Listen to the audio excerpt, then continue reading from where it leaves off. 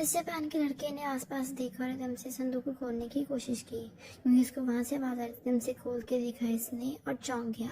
इसने अलग ही दुनिया देखकर वहां की रानी इसको देखकर चौंक गई और कहती, इसको तो मैं सुन सकती हूँ और देख सकती हूँ।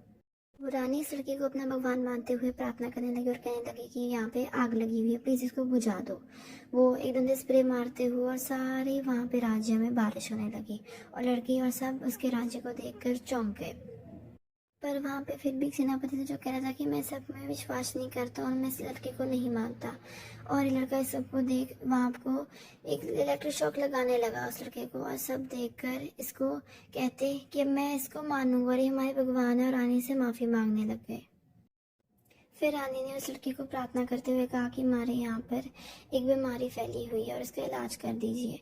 और वो लड़का इसको सुनते ही कहते लगा कि मैं इसको जानता हूँ, मुझे इसकी बीमारी का इलाज पता है। और वहाँ पे एंटीबायोटिक कैप्सूल फेंक दी नदी में और कहता कि इसका पानी सारे ही गांव वालों को पिला दो।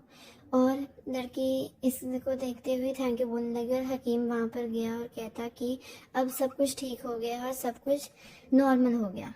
इस लड़की का धन्यवाद करते हुए बोली कि आप जो चाहते हैं वो मुझसे मांग सकती हैं। लड़के को याद है कि उसको एक मूर्तियाँ बनवानी थी, क्योंकि उसके सीईओ ने कहा था कि इस मूर्ति बनवाने का $10 मिलियन का इनाम मिलेगा।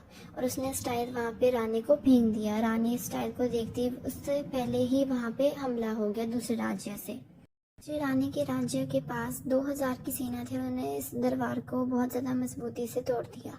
फिर रानी को आगे उसके जंगी मैदान में बढ़ना ही पड़ा। लड़का इस सबको देखकर सोचने लगा कि वहाँ पे तो जंग चल रही है, और उसने सोचा कि मैं टॉय बेचता हूँ वहाँ पे।